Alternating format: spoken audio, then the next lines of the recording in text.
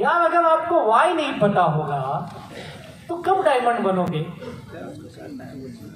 मैं जब बिजनेस में आया था ना, सच बताऊं, मुझे भी ये सब कुछ समझता नहीं था। मेरा भी वाई कुछ क्लियर नहीं था। जब मैं इनके मीटिंग ट्रेनिंग में गया तो ये टीसी क्या होता है, डीटीसी क्या होता है, ये तो नाम पहली बार सुने आप। सही बात है। मुझे पहले लगा टीसी यानी रेलवे में काम दिलाएगा। बाद में पता चला टीसी मतलब टीम कोऑर्डिनेटर होता। हम तो एक ही टीसी जानते थे। यहाँ आके पता चला टीम कोऑर्डिनेटर बनना पड़ेगा। अच्छा ये बन गया तो क्या होगा? तब तू आगे बढ़, तो एरिया का बनेगा, तब डिस्ट्रिक्ट का बनेगा, तब स्टेट बनेगा, ये बनेगा वो बनेगा। पहले तो रैंक नहीं समझती थी। और जब पहली बार कोई माई लाइफ स्टाइल देखता है ना, सच बताओ, बिजनेस समझता है आपको? समझता है? नहीं समझता है। पहली बार इतना ही समझता है, ये जो आया है ये मुझसे 5-10 हजार रुपए लेके जाएगा, इतना ही समझता है। और वो 5-10 हजार बचाने के लिए अपन दुनिया भर के प्रपंच करते हैं, नाटक करते हैं। पैसा नहीं है, टाइम नहीं है, ये नहीं है, वो नहीं है, इसलिए नहीं कर रहा है। वो 5-10 हजार बचाने के लिए ये कर रहा है, क्योंकि उसको पता ही नहीं है ये बिजनेस क्यों करना है। देखो एक नौकरी निकलती, समझो एक नौकरी निकली, आपके टीचर की नौकरी निकली जिला परिषद में। जिला परिषद है यहाँ पे जेडपी। जिला परिषद में टीचर की नौकरी निकली और किसी ने आपको आके बताया नौकरी पक्का तुझे मिलेगी, लेकिन 10 लाख देने पड़ेंगे। क्या करोगे? क्या करोगे? आपके पास 10 लाख नहीं है, आप एकदम बेकार हालत में हो, बुरी कंडीशन है आपकी। 10 लाख तो दूर है, 50 हजार भी नहीं आपके पास। क्या करोगे आप? कर्जा लेके दे देंगे। क्या करोगे? कर्जा भाई 10 लाख का सवाल है, लाओगे कि नहीं लाओगे? कितने लोग ऐसे लोगों को जानते हैं आपके गांव में, समाज में, आपके रिश्तेदारों में ऐसे लोग हैं? है ना? 10 लाख नहीं है, लाएगा। जमीन बेचेगा, घर बेचेगा, सोना बेचेगा, उधार लेगा, रिश्तेदारों से मांगेगा, किडनी बेचेगा, लेकिन लाएगा। सही बात है ना? क्यों? वो वाई क्लियर है उधर। वाई कौन सा वाई? 10 लाख अगर देने से मैं जेडपी में अगर टीचर बन गया तो मेरी जिंदगी सेट हो गई। है या नहीं है? महीने का 50-60 हजार की इनकम चालू है या नहीं है? ये 10 लाख तो 2-3 साल में वसूल लूंगा मैं, यही सोचता है ना? वाई क्लियर है। लेकिन माई लाइफ स्टाइल में 10 हजार भी नहीं देता है वो। क्यों? क्यों करना ये नहीं समझ में आया। और मुझे जब पहली बार बताया गया ना तो मुझे भी नहीं समझ में आया। और मैंने भी अपने लीडर को 2-4 महीने नहीं, 1.5 साल 2 साल घुमाया हूं मैं, क्योंकि मुझे भी लगा ये मुझसे पैसे मांगने आया है। और इत्तेफाक ऐसा रहा कि जिस व्यक्ति ने मुझे बिजनेस के लिए अप्रोच किया और जिसने मुझे उनसे मिलाया, आज वो व्यक्ति इस बिजनेस में नहीं है। उनका नाम है मिस्टर पिल्ले। आज मिस्टर पिल्ले केनिया में जॉब कर रहे हैं और उन्होंने एक व्यक्ति को मुझे मिलाया और वो व्यक्ति ने मुझे बिजनेस बताया और मैंने भी मजाक किया। बोला सर ये सब होता नहीं है, ऐसे मैंने बहुत देखे हैं। और उसके पहले कंपनी में मैंने काम कर चुका था इस तरह की डायरेक्ट सेलिंग नेटवर्क मार्केटिंग में। मैं वहां पे 2-3 साल काम किया, लेकिन मैं फेल रहा। मुझे लगा ये सब ऐसे ही आते हैं और ऐसे ही बताते। मेरे भी माइंड में यही चल रहा था, ये आया मुझसे 5-10 हजार रुपए लेके जाएगा। और मैंने उनको बोला सर आप अच्छे घर के दिखते हो, क्योंकि मैं उनके साथ 2-3 घंटे बैठा था उस होटल में। उन्होंने मुझे उस 2-3 घंटे में चाय पिलाई, कॉफी पिलाई, सैंडविच खिलाई। अब 2-3 घंटे में जो इतना खिला हुआ है तो आदमी तो अच्छा है ना। और हम तो नया आदमी जब मिलता है ना, हमको खाने के लिए ही मिलता है। सच बताता हूं, मैं भी खाने के लिए गया था। और 2-3 घंटे के बाद मैंने भी वही बोला जैसे बाकी के लोग बोलते। पता है क्या क्या बोलते बाकी के लोग? आपको भी आप बिजनेस बता दो, लोग क्या बोलते हैं आपको? सोचता हूं, देखता हूं, अभी पैसे नहीं है, यही बोलते हैं ना। मैंने भी यही बोला। इतना ही नहीं बोला, जाते जाते एक और सलाह भी दे गया। पता है क्या बोला? जब तक आता है ले लो, पता नहीं ये कब भाग जाएगी कंपनी, कोई दूसरा काम धंधा कर लो। ये सलाह दे के आया था और मुझ पे हंसने लगे कि तुम नहीं जानते हो। बोला सब यही बोलते हैं। और मैंने बिजनेस नहीं किया 1.5-2 साल, और मुझे समझाते रहे और मैं उनको बहाने पे बहाने देते रहा, क्योंकि मैंने कई काम किए थे और मैं सब काम में फेल रहा। मैंने कहा मैंने एक नेटवर्क मार्केटिंग किया, तकरीबन 2.5-3 साल वहां फेल रहा। फिर मैंने दूसरे काम किए, मैं एक दुकान चलाया, होटल चलाया हूं, ऐसे छोटे मोटे बहुत सारे काम किए हैं। जिंदगी के मैंने 8 साल अलग अलग काम किए। इन 8 सालों में मैं पैसे नहीं कमाया। होटल चलाया, नुकसान किया। एसटीडी पीसों की दुकान खोली, वो नुकसान किया। एक गिफ्ट आर्टिकल की दुकान खोली, वहां पे नुकसान किया। डायरेक्ट सेलिंग नेटवर्क मार्केटिंग किया, वहां पे नुकसान किया। पैसे नहीं कमाया। इन 8 सालों में एक चीज सीखा हो कि दुनिया उसी की कीमत करती है जिसके जेब में पैसे होते हैं। अगर आपके जेब में पैसे हैं तो दुनिया आपको सलाम करेगी, और पैसे नहीं है तो दुनिया छोड़ो, अपने घर में अपनी कोई कीमत नहीं है। आप किसी काम के नहीं हो। और मेरे भी घर में वही हालत थी। मेरे माँ बाप मुझे समझाते थे, बेटा तू सुधर जा, सही काम पकड़। मैं बोला मैं सही काम करता हूं लेकिन कुछ बनता नहीं है। क्यों बिजनेस में उलझा है? तेरे बस का नहीं है बिजनेस, तू नौकरी कर। और फिर उदाहरण दिए जाते हैं हमको, देख तेरे साथ पढ़ा हुआ लड़का आज कहां पे चले गया, आज उसका लड़का देख आज अच्छे जॉब पे लगा है, तू क्या कर रहा है? 8 साल हो गया मैंने बीकॉम किया, एमकॉम किया, फिर मैं एमबीए की तैयारी किया। एमबीए में एडमिशन मिला लेकिन मैंने एमबीए नहीं किया। मुझे बिजनेस करने का नशा लगा लेकिन मेरा बिजनेस नहीं चला। और ये बिजनेस करने का भी नशा नेटवर्क मार्केटिंग के थ्रू ही लगा था और मैं फेल रहा। और इन 8 सालों में एक चीज समझा, अगर आप पैसे नहीं कमाते हो तो आप इस धरती पे एक बोझ हो। मेरे घर पे मैंने झगड़े होते हुए देखे। मेरे माँ बाप आपस में झगड़ते थे मुझे लेकर के, इसको सुधार, इसको समझा। अब उनको लगता था लड़का नालायक हो गया है, ये किसी काम का नहीं है। क्योंकि जब अपने रिश्तेदार, गांव के लोग, आसपास के लोग पूछते तुम्हारा लड़का क्या कर रहा है, उन्हें पता ही नहीं क्या कर रहा है, क्या बताए।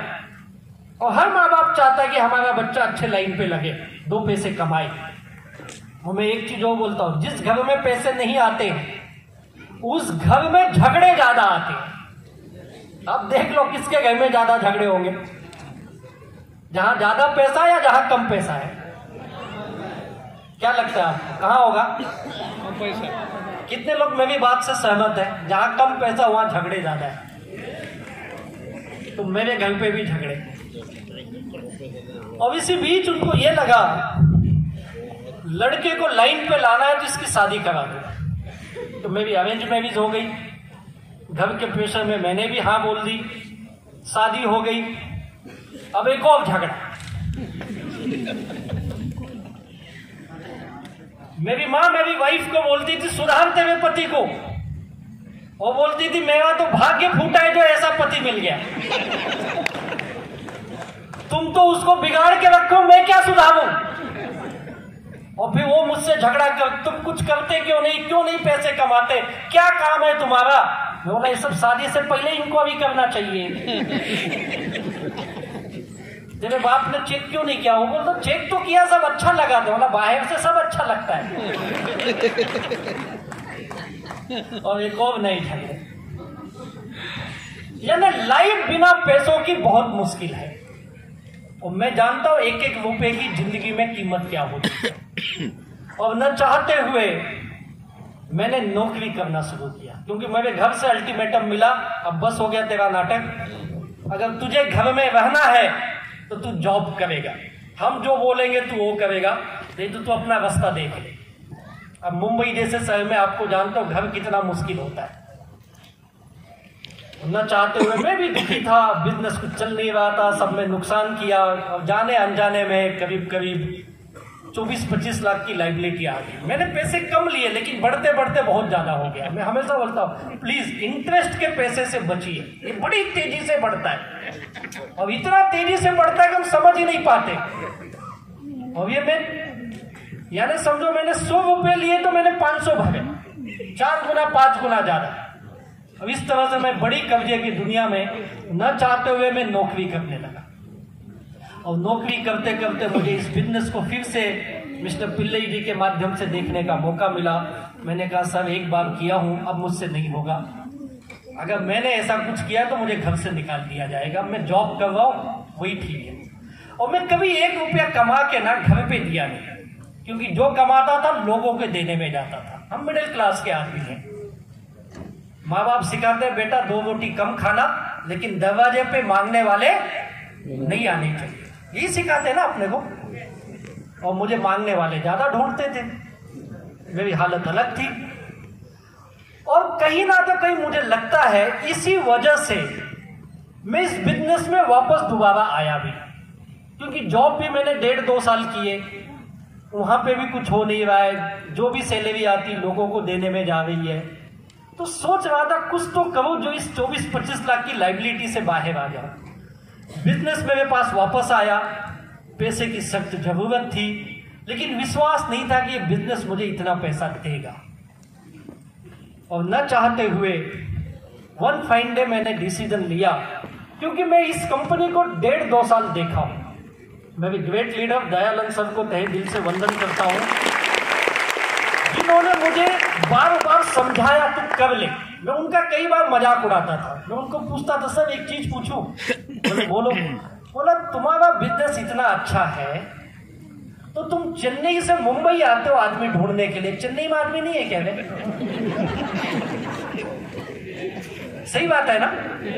वो बोलते थे नहीं मेरा चेन्नई का बिजनेस बहुत अच्छा चल रहा है, मेरे लीडर बहुत अच्छे, मुझे अभी महाराष्ट्र डेवलप करना है, पूरा इंडिया डेवलप करना है, इसके लिए आया। मैं उनको बोला ध्यान रखा कि ये मुंबई है, अगर गड़बड़ किया ना तो चेन्नई में ढूंढ के लुंगी निकाल के मारेंगे। चेन्नई के लोग लुंगी पहनते, फिर वो हंसते थे, वो कभी मुझ पे गुस्सा नहीं हुए। और वैसे मैं भी उनके साथ दोस्ती हंसी मजाक करता था। 1.5-2 साल समझाए, मैं समझने को तैयार नहीं, पैसे की बहुत सख्त जरूरत है, नौकरी कर रहा था, घर पे 1 रुपया देता नहीं था, क्योंकि बाप ने बोला था बेटा जब तक जिंदा होना तुझे खिलाऊंगा, लेकिन जिसका लिया उसका दे दे। और मेरी जिंदगी ऐसी चल रही थी। वन फाइन डे पता नहीं उस ऊपर वाले ने क्या सोचा, उस परम पिता परमात्मा, उस भगवान, उस अल्लाह ताला, उस वाहिगुरु को, जीसस गॉड को धन्यवाद देता हूं जिसने मुझे ये बुद्धि दी। बोला यार चलो एक बार और कोशिश करता हूं। और फिर मैंने एक कोशिश और की, मुझे बताना नहीं पड़ा तू वापस कर, मेरे अंदर से आवाज आई हो। मैंने बिजनेस बोला चलो एक बार और करता हूं। ऐसा नहीं कि आईडी लगाने के लिए पैसे नहीं थे, जुगाड़ का अपन मास्टर थे, तो कहीं से भी लाता था। और 3 आईडी ली मैंने, 3 आईडी लेके बिजनेस स्टार्ट किया। नौकरी के साथ धीरे धीरे काम आगे बढ़ा। और शुरू में मेरा एक ही वाई था। मेरा वाई बताता हूं मैंने क्यों किया बिजनेस। पैसे की सख्त जरूरत थी, मेरा गोल बहुत ही क्लियर था, एकदम क्लियर गोल था। मैं यहां से इतना पैसा कमा लूं कि मैं लाइबिलिटी के दुनिया से बाहर आ जाऊं, बस ये गोल के साथ मैंने काम शुरू किया। लाइबिलिटी फ्री लाइफ जीना चाहता था। घर पे लोग आते 4 बात सुनाते हैं, और मेरे वजह से मेरे माँ बाप को जो तकलीफ होती है उससे बाहर आना है। लाइबिलिटी फ्री लाइफ यानी कर्जे से बाहर आना है। और मुझे 24-25 लाख की कमाना था, ज्यादा नहीं। मुझे याद है एक आपके यहाँ आरटीपी होती होगी ना, आरटीपी 2 दिन वाली ट्रेनिंग, ऐसे ट्रेनिंग में मैं गया था मुंबई के लोनावाला करके जगह, वहां पे, और एक साउथ के लीडर आए थे और वो लोगों को बोल रहे थे तुमको इस बिजनेस से क्या चाहिए तुम पेपर पे लिखो। सब लोग लिखे, मैंने लिखा, मैं ऐसे में बहुत कैजुअल था, बोला पागल लोग कुछ भी बोलते लिखो। तो सबका चेक कर रहे थे। जब मेरे पास आए, शो योर बुक, क्यों नहीं लिखा? बोला नहीं ऐसे ही। लिखो लिखो, क्या चाहिए लिखो तुम। मैंने लिखा 25 लाख। उन्होंने बोले 25 लाख चाहिए, वेरी गुड वेरी गुड, कब चाहिए लिखो, date date put your date. मैंने लिखा आज का डेट। तो मेरे को देखता है, कौन है तेरा अप्लाई? बोला चल नहीं, क्या लिखा है तुम? बोला आप ही बोले ना कब तक चाहिए। मैंने लिखा अभी दे दो। मैं तो सोचा लिखूंगा तो भाई सब दे देंगे। बोलते ऐसा थोड़ी मिलता है। बोला आप बताओ कैसा मिलता है। बोले तू ज्यादा होशियार मत बन, 2-4 साल लगते हैं इसके लिए। आप बताओ, 4 साल लिख देता हूँ, लेकिन 4 साल के बाद मिलना चाहिए। बोलते अब तू बाद में बात कर, चुप। वो चले। मेरा एक ही गोल था, ना डायमंड बनना था, ना मुझे गाड़ी खरीदनी थी, ना घर खरीदना था, कुछ नहीं खरीदना था। बस एक लाइबिलिटी से बाहर आ जाऊं और दूसरा एक इनकम आए, महीने का 10-20 हजार आ जाए, जो मैं अपने घर में दे दूं। माँ बाप खुश है, 10-20 हजार कमा हुआ है, लड़का लाइन पे है, मिडिल क्लास आदमी। इतनी सी सोच, ये सोच के साथ मैं बिजनेस में आया और फिर मैंने काम शुरू किया। ये वाई बड़ा इंपॉर्टेंट है। कई लोग लिखते हैं मर्सिडीज बेंज चाहिए मुझे। आज क्या है तेरे पास? साइकिल। साइकिल है, मर्सिडीज चाहिए, कुछ मैच नहीं हो रहा है ना? हो रहा है आपको लगता है? गोल जो होता है ना, वह ये इमोशनल होना चाहिए, जो आपके दिल से लगा हुआ है तो मिलेगा। मर्सिडीज लिखना आसान है, लिखना आसान है, उसमें चाहत नहीं है आपकी, वो आपकी इच्छा है। मिला तो भी चलेगा, नहीं मिला तो भी चलेगा। वो सोच नहीं चाहिए, वाह यानी वो जिसके सिवाय मेरी जिंदगी चल ही नहीं सकती है।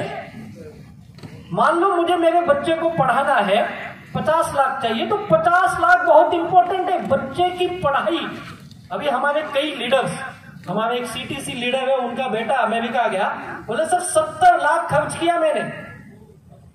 70 लाख सीटीसी लेवल पे, इतना पैसा था? बोले नहीं सर, कुछ बचाया था, कुछ बैंकों से लोन लिया। हमारे 2 डायमंड है मिस्टर सुनील सागवेकर, उनके दोनों बेटे, एक अमेरिका गया, एक लंदन गया हायर एजुकेशन के लिए। मैंने पूछा सर कितना खर्च किए? बोले एक बेटे को 72 लाख लगा, दूसरे के लिए 60 लाख लगा। सोचिए 1.25 करोड़ रुपए बच्चे को केवल 2 साल की हायर डिग्री दिलाने के लिए। हमारे डीएच कदम की बेटी अभी लंदन में एमबीए कर रही है, उनसे पूछा सर कितना लगा? बोले सर 2 साल के कोर्स के लिए 67 लाख दिया मैंने। यानी आज 60-70 लाख एक बच्चे को 2 साल का हायर एजुकेशन के लिए दे रहे। This is the power of my lifestyle. ये है गोल, ये है गोल जो मेरे बच्चे को पढ़ाना है, मुझे मेरी बेटी की शादी करना है, मुझे बिटिया की शादी के लिए 20 लाख लगेंगे, तो ये आपका गोल हो सकता है। बाकी भी मर्सिडीज BMW अपने आप आ जाती है आगे चल के। एक इमोशनल गोल, इमोशनल वार, इसके सिवाय जिंदगी जी नहीं सकता हूं मैं, ये तो चाहिए ही चाहिए। और मेरी जिंदगी का एक ही मकसद था, ये मिल जाए मुझे। मैं 2,10,000 के लिए आया नहीं था। जब कोई लोग 2,10,000 बोलते थे, मैं ऐसे पीछे बैठ के हंसता था, कितना पागल है ये, इतना पैसा आएगा क्या? अपने को 10,000 आ गया तो भी ठीक है, हफ्ते का 2,10,000 यार। मैं तो कई बार बोलता तो मुझे 10,000 दे दे, 2 लाख तू रख ले। नहीं, इतनी बड़ी बात अच्छी लगती है, छोटा पैसा मुझे अभी चाहिए। और यही वजह है कि ये गोल लेके मैंने काम शुरू किया।